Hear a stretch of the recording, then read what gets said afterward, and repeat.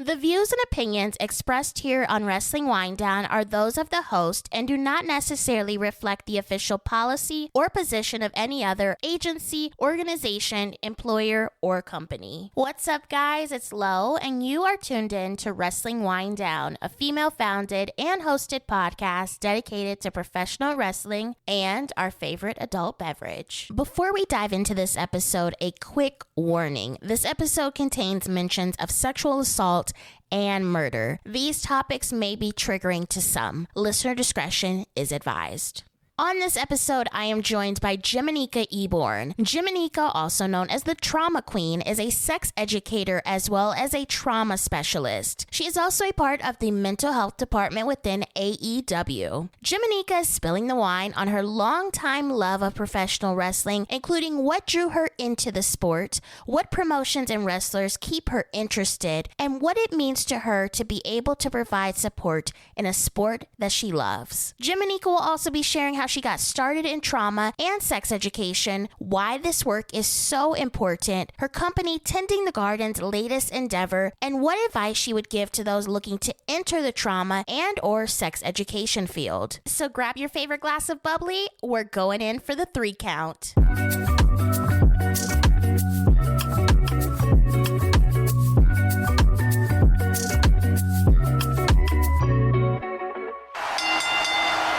We are back with another episode of Wrestling Wind Down. This is our series entitled The Life of a Wrestling Fan, where we talk to individuals with amazing careers who also happen to be professional wrestling fans.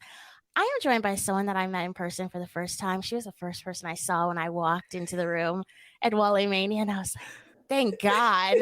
Thank God. Among the chaos that could happen, I'm so honored to be joined by Jimanekia Eborn. She is so amazing and has so much going on. I don't know how you keep up, but you're going to tell us.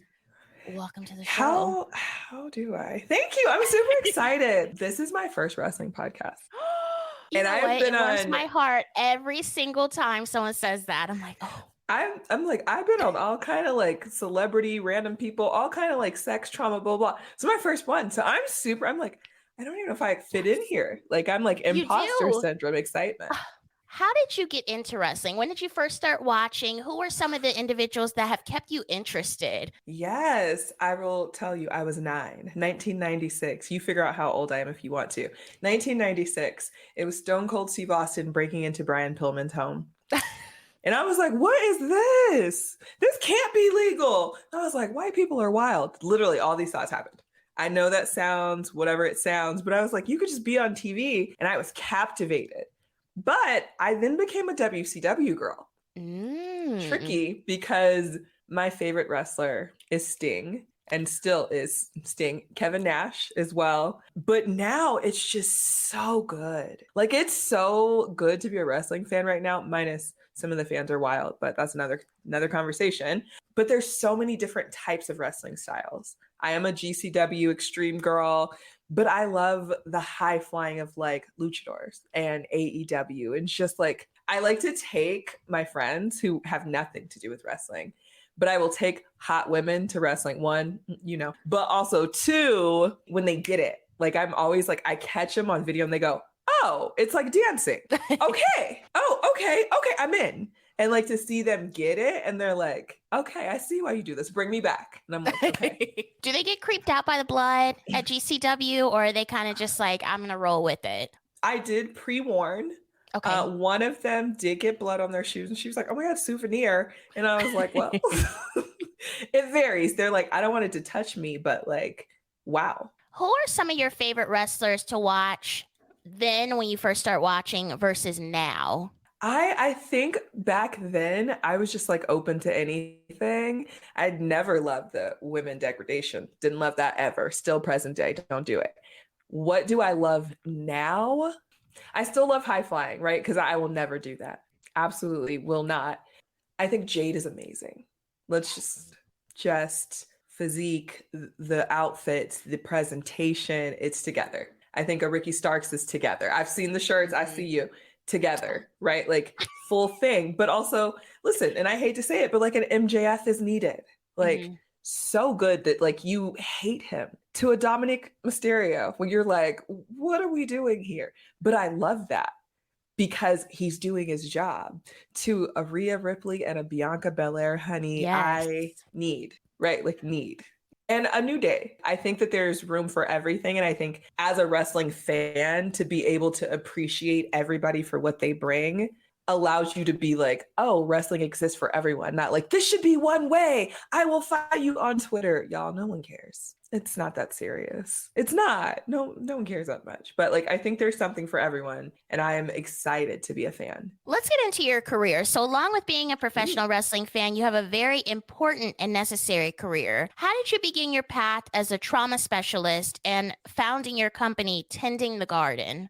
Okay, let's do it. So I'm going to say a hard thing. As I always present it. I am a true crime survivor. My mom was killed in front of me when I was 1. It's all over the internet. And my family always raised me with information that like what happened. Of course, they fed me more information as it went on. I wanted to help women. So I went to school for criminal justice. I then was another hard thing. I was raped at 21, right? And that changed the projection of my career. I then switched to psychology. I went to a whole nother school. And from there, it kind of just navigated. I just wanted to learn everything. I didn't talk about my rape for 7 years. And now I just talk about it all the time. But that allowed me to figure out like, oh, this is a large population. It affects so many people around us. Like, I don't know too many non-survivors, right? And I know lots of people, and I don't know that many non-survivors of sexual assault or sexual harm. And so I got into sex ed. And I was like, dildos, toys, all these things. Yeah, so fun. Woo, parties. But like, what about the people that couldn't like get there because of the trauma? And I found a way to combine the way that I show up as like this person, and people responded to. They trusted me, which is so humbling and wild still to this day. But like, I got to mix the fun, because I think you should laugh, right? Like, I think humor is so healing. You can't hold your breath if you're laughing. People are like, oh, and I'm like, I will force you to breathe. They're like, how? And they'll laugh and I'm like, got you. And they're like, damn. Okay, tell me more. For me, this career has been so fun and chaotic. I have multiple things that I do. So I have the Jimanekia Project. I have support groups. I do speaking engagements. I do teaching, the magazines, the podcasts. I'm all over there. And then I have Tending the Garden, which is my baby. That is a nonprofit for those that have been sexually assaulted that are marginalized. We have specific pillars where we assist folks, and everyone on my board represents that pillar. So we just put out subscription boxes for sexual assault survivors. Like, if you were a survivor, check it out. It's so fun. It's curated. I work with my friend Lenora Claire in True Crime. We support the survivors when they're on television, for TV shows, for documentaries, for movies. And now I work at AEW. Now I work in the mental health department. And that is the coolest thing ever.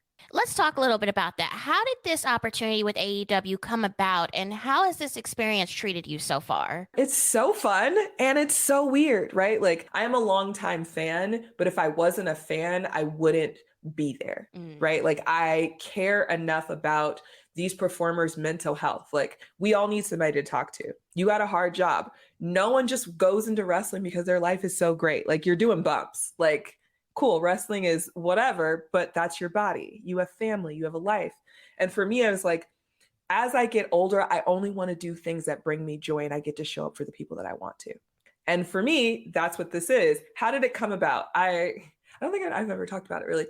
I happened to have a friend that worked there. Pretty Peter Avalon one day texted me and was like, hey, I met this guy, and he like sent me some information. I was like, what the f- is this? And he was like, I told him about you and like your passion for this, because we've had conversations. And it was a long conversation that I had with Dr. Reese, and like what I wanted to do and who I was and all these things. And it's been so fun. Like, I officially signed my contract, but I had started working with the company the end of March. And it's one of those things that you're like, you got to see where you fit in. You got to be trusted. You have to show up, but also you have to show up in a way that allows people to go, all right, you're not going to go and do this. You're not going to go tell everyone my business. Like, you are here because you want to be. I don't have to work in wrestling. I do very well. Like, let's keep it 100. I do very well. This is a choice, and I am paid well. Thank you, Tony. But I show up because I believe in these people. I have seen the documentaries, as you have, as mental health is hard. Addiction is hard.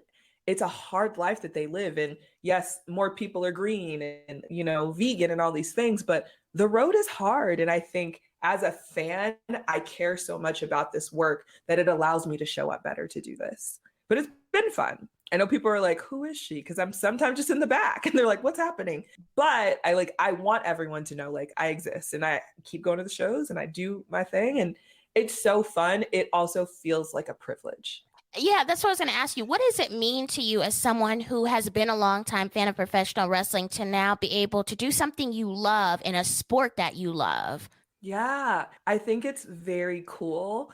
And I also like the first few times I was like, oh my God, I don't know if I can do this. And then I was like, you're so good at your job. Like you got here somehow. You can do this. And also like the human aspect of these people. There are these wrestlers, and that is their job. And then there are the people that isn't just the persona. And for me, that is who I get to. I'm like, what do you want me to call you?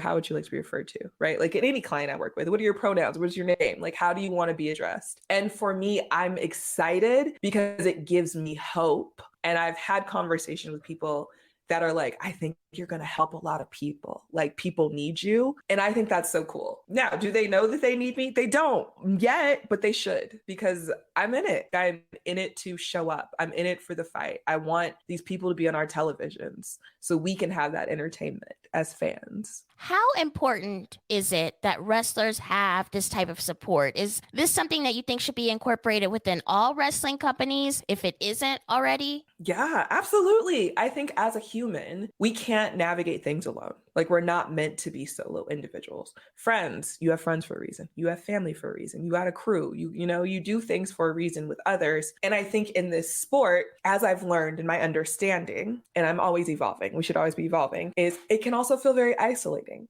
It's a competition sometimes to get spots, right? It's a competition to get TV time. It's a competition to make it into certain companies. And that's a lot of brain work, right? Like, I think what we forget is, again, these are humans that have families at home, that have animals and have other jobs, and like they're living their lives. And then they have this part. And we all know that Twitter is a whole extra chaotic thing that can affect them. Choice or no choice. Looking at bodies, we know there's body guys. Like, even the idea of body guys, like that is the thing. Like, I don't think that we focus on and talk about enough is like the stress and the pressure of this job, how you have to show up. Yes, I think it's super important because they have regular life and then they got this extra life. That's 2 lives they might have to manage. I'd be struggling sometimes with one. So I wish companies did it, right? Like, I wrote an article in 2021, which low-key is everything I'm doing now. I was like, look at me manifesting. It's the idea of, don't you want these individuals that make you money to be healthy? Don't you want them whole, to be able to show up, to fly through the air like a Dante Martin? Don't you want like that? They got to be healthy. And healthy isn't just external. It is internal, right? Like, your brain is your biggest organ. It's your biggest sex organ. It's your thought process. It's everything. So if you want someone to be able to remember all the moves, you want people to be able to remember their words and feel good about what they do, you can see the difference when someone is confident and when they're not. As a fan, you'd be like,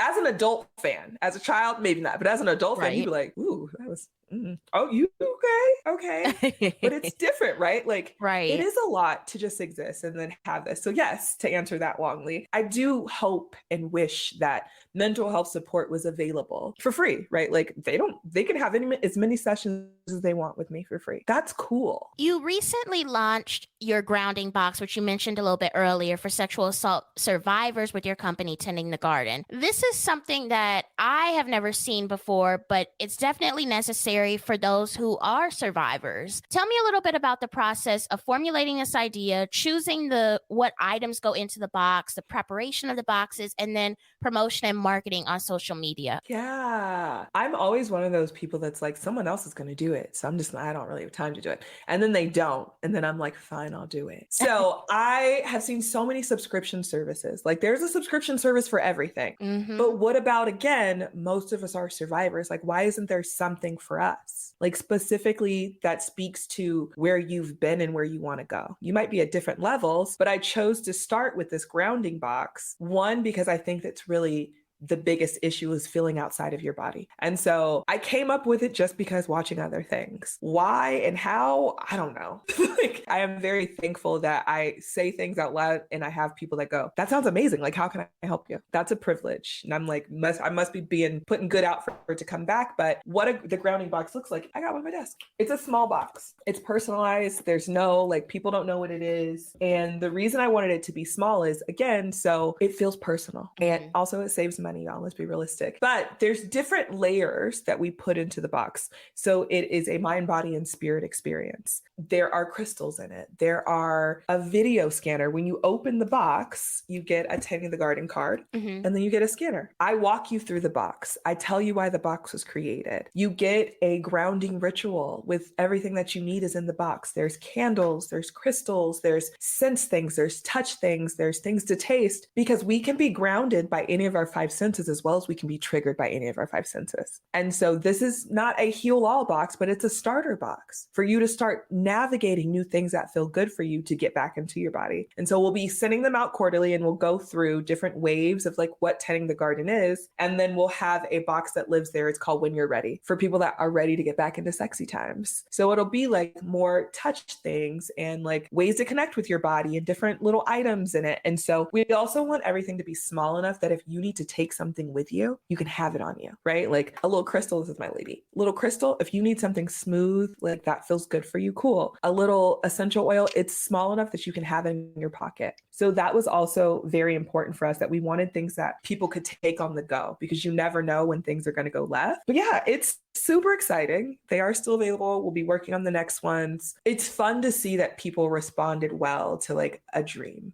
like a thought. And I'm like, I think it's needed. I don't know. I would have wanted it. And so everything I create is like, I would have wanted a support group when I was dealing with the things in the beginning. I would want like a little box that comes to me that like someone gets it. The box are created by survivors, for survivors. The items in the box, we're going to continue to try to do even better, is like making sure that everything in the box is from survivors. There will always be a mix. Sometimes it just is what it is, but it's very intentional. It's very made with love. We sat around making boxes, watching Euphoria. It's very hands-on. It's not like, oh, business, like, oh, no, like we sit down, the company sits down and we talk about it, and it's very intentional. And I think that is what it's like to connect with survivors, is to be intentional. And like, what do you need? What do you want? Like, I've been doing this, 15 years. So I've learned a lot, but there's always room to grow. You recently had a beautiful piece written about your life and what you do for a living in Hello Giggles. I read it and it really was amazing. This piece was deeply personal, and it let individuals know what you've experienced in your life. How important is it to you to share your story? I think, and my therapist pointed this out many years ago, she was like, you healed through your work. She's like, I've never seen anyone like it. And I was like, oh my God, thank you, Monolith. But really, like, it's so important to me now, because I also understand that I feel like I'm at a good place enough to share. And every time I do share, someone else feels like they can. Someone else can feel like they have community, that they get the support that they deserve, right? Like, not that just that they need, but that they deserve. Like, I get amazing messages and letters, and like people come to a support group, or people come to like my workshops and stuff, and they're like, we don't have this. Like, I've never had anyone that wasn't just leading with shame or sex positive, or like, yeah, you do these things. And I'm like, I want to remind people that we look different. Survivors look different. We come in so many shades, so many forms, so many different styles of trauma, but that even with trauma, it's a part of me and it's not all of me. And I think that that's really important, because it can feel so isolating, and like it feels like in times that it is everything and you can't get out of it. And so I think every time I do share, it like picks a little bit off of my journey, and I get to breathe a little bit more, and someone gets to see that and they go, I think I can do this.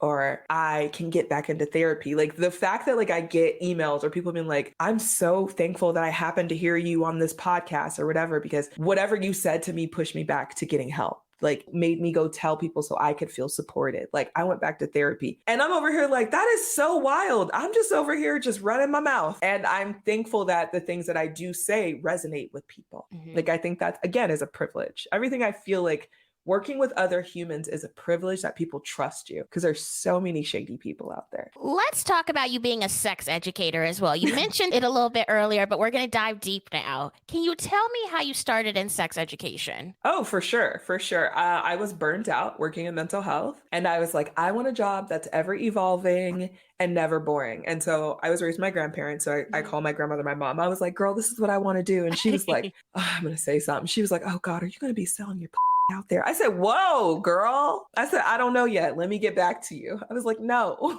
but sex work support, whatever. But that wasn't it. I have always wanted to be a teacher in some capacity. Like that was like my child, like I'm going to be a teacher. Then I was like, that's not who I am. But I got to do this. So I was trying to figure out what I wanted to do. I was trying to figure out how to make money. And I found a program that did like a training and allowed you to start teaching in LA. Whereas where I've met like one of my closest friends, and we would go and we went through a training called OWL. And we would go and teach middle school, high school, even sometimes elementary school students, which is so fun in a way that felt like it wasn't shameful. We'd be like, okay, I would start every class with, I would write down penis, I would write down vagina, and I'd be like, all right, this is the first time, the only time I'm gonna let you do this. Go write down every name you've ever heard that refers to a vagina, the wildest stuff you hear. You're like, what? Who's calling it that? What are you guys doing? What's happening outside? Like, go write down whatever you want for penis. And they have fun. And allowing people to have fun when things are hard allows them to show up and they get to engage and have the classes that they want. And so I wanted to do it also because I wanted the sex ed teacher I never got. I didn't have a colorful haired, tatted, black, queer lady coming in talking about, okay, let's do this. Like, I wish that sounds fun. And so I'm glad, again, doing that, I got to show up in those spaces. But also, it got me in some really cool stuff, like working with sex toys and learning that stuff and like meeting some of my idols that I'm like, oh, I can just call her right now. Like, this is my friend now. And so I've learned a lot and I get to show up in different ways, but I also get to use that in every other area that I work, like the things that I've learned. And I got connections for discounted sex toys. So I'm winning. I'm into it for all of us. You are always on the go with your career, so I'm sure it can be extremely stressful and emotionally tolling. What have you instilled in your life to practice time management and self-care? My calendar. I do nothing without my calendar. It's on my phone. People be like, hey, do you? I'd be like, hold on, let me look at my calendar. If it's not in there, I can't help you. But I've also learned how to ask for help, which is so hard still. Like, I have a project manager who is my lifeline. And I'm like, don't graduate school yet. I want to keep you forever. And they're great. Like, I have someone that I can trust. If you could trust somebody with your bank account and your social, because they could rob me, like clean me out, right? But I trust that person to like show up and like help me balance. But also, I believe in rest. Yes, I do a lot, but I'm like, I'm like my goddaughters and like my cousins should be like, it's dark time. I'm like, it's dark time. I'm done. Y'all shut it down. Like, I believe in rest. I believe in massages. I believe in a bath. Like, I believe in doing something that allows for a transition of the day. And I also believe that I'm allowed those things. I find that a lot of us don't feel like we're allowed it and we have to be reminded. I'm like, no, I'm owed this actually. I have done a lot. I am owed to sit on this couch and watch Love Island UK. Like, I'm allowed to be in these people's business because they put it on TV, right? Like, we have to give ourselves that permission sometimes when we're doing so much because we love it, right? Like, I hope that we all get to eventually do the things we love and not just the things that we have to do to survive. Everyone doesn't get to like wake up and be like, oh, I'm going to have a client. I'm running a support group. I'm going to do a podcast. I'm going to dinner at my friend's house. Like, that's just my day. That's so fun to me. And even when I get overwhelmed, I'm like, okay, really? You're doing 3 podcasts a day? Like, shut up. Like, you're fine. Being able to be honest with myself and be like, take a breath. It's not that bad. That I've learned that for me. That is how I manage and balance it for sure. What advice would you give to others who are looking at entering the world of sex education or providing support as a trauma specialist? Yeah, clean your shit up first. People are like, what? Figure out, one, why do you want to be in here? Because it's fun. None of it's extra fun out the gate. Let's be real. No job is when you're really learning. What do you want to do? What do you have to bring that's different? I will say you don't have to reinvent the wheel. I am not the first person to talk about trauma, and I'm not the last. I've seen amazing people that have come after me that I've worked with and I've helped, or just reach out and I'm like, here's some advice. And I am excited for that. Like, I'm super excited for that. But take some time to figure out, like, what do you want to bring? Who are you? Have you worked on yourself? Because there are a lot of people that are like, I'm a survivor. I want to do this work. This work is hard. Doing the work for yourself is hard. Doing the work to show up is hard. And people get in it because they want to help. Same thing with sex ed. Like, I had awful sex ed. I want to do this thing. Worry about where you are first before you want to help everyone else. Check in with yourself. Where are your biases? What do you know? What don't you know? What kind of trainings do you need? Who do you need to reach out to? Like, do you need to have a support system? Do you need to go to a training thing? Do you want to go to school? How do you want to show up? I thought I had to be a sex therapist to do this work. I did go to school to be a therapist. I went to school for marriage and family therapy. I also went to school for alternative medicine and health psychology, like, because that's what I needed to do this work. So figure out what you need, not what everyone else is doing. Like, people be like, I want to be just like you. And I'm like, you don't even know who I am. Just because you see me on the internet and you see me on Instagram and Twitter, you know parts that I've allowed you to know. And I think there's the normalization of, we're on the internet. People might be like, oh my God, I know Lo. You'd be like, no, you don't. You had heard me. Like, maybe you waved at me. And I think we should normalize that. Like, you see the things and you like the things that you see. Mm-hmm. Have a conversation with these people. Also, if you want to get into the work, find out who's doing the thing that you want to do and talk to them. Maybe they have sessions that you can book with them, like a support system or like a mentor, or just like you can pick their brain for a coin or something, right? Like, but find those people and let them support you. Because there's people that will come in, I'm like, you don't want to do this. You don't want to do this. Try this out. And I'll be honest with you. Like, you want to know how much money I'll make? I'll tell you. How did I get here? I'll tell you where I started. Everyone doesn't. So find your people. And if you find people that don't want to open the door because there's gatekeepers everywhere, keep looking. Don't give up. I think all of us are needed in different ways, right? If you want to get into this industry, maybe you're needed to do a certain thing, but you got to figure out what that is. You got to give yourself the chance to figure out what it is and navigate it a little bit before you take it to the public. Thank you so much, Jimanekia, for joining me here on Wrestling Wind Down. Where can the people keep up with you on social media? Yes, Jimanekia everywhere. Stay out. I mean, Twitter's for the wrestling comments. They're not as much because you're not getting me in trouble. Instagram, you can find me the trauma stuff. tendingthegarden.for.SAS for sexual assault. That is where we talk about our retreats. That is where we talk about the boxes and their support and everything. So check that out. And my intimacy coordination training company is called Sentima. Look up Sentima. I know there's a lot of people that are navigating. They want to work in the industry and they also want to help people. Intimacy coordination is very new. We are creating a beautiful new program right now that will be available soon. So you can also check out that account. Thank you for tuning in to another episode of Wrestling Wind Down. You can find all of our other episodes available wherever you listen to your podcasts, including Apple Podcasts, Spotify, Google Play, and iHeartRadio. We are on Twitter and Instagram at WWDCAST.